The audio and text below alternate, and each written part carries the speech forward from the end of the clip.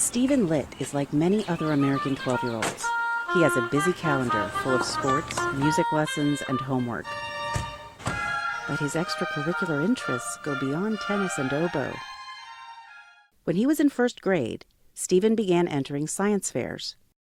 By sixth grade, he was ready to get serious. So I got in the car later that day and I said, "Dad, I want to do my science fair project on malaria."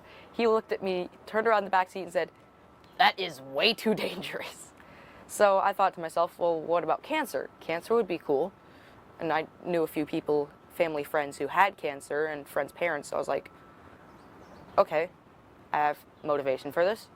I have an experiment to do. Now let's figure out what I can do. Stephen started looking for something he could use at home to simulate cancer. His research led him to planarians, a type of flatworm, and EGCG, an antioxidant found in green tea, shown to decrease cancer cell growth. Planarians can regenerate amputated parts of their bodies, and Stephen found that bathing the worms in EGCG slowed their regeneration. Because the first project went so well, I decided to use actual cancer in planarians and actual tumors. In the second project, the group he inoculated in EGCG did not develop tumors. This 12-year-old is being praised for his cancer research. His work began getting media attention, but he was already thinking about phase 3, and that would require a professional lab.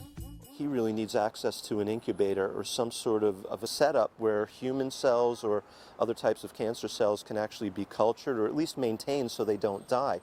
Even in the high school, they have incubators, but they don't have all of the equipment and the means to keep things sterile and clean. Stephen and his parents turned to the National Cancer Institute in Washington, where researcher Dr. Stanley Lipkowitz offered Stephen a chance to present his work and learn about theirs. It's important to mentor people. I think it's important to keep people excited about science. I think it's one of the fundamental things that we do. He challenged Stephen to continue his research. The real question I would have about this data is how do you take this forward into more human-like systems and test it in those sorts of systems as a way of preventing cancer. I'm much more excited. Now I feel like I could do things again, and I know what I'm going to do. With Dr. Lipkowitz's advice and some inventive new ideas to expand his research, Stephen is gearing up for the next science fair. Bronwyn Benito, VOA News.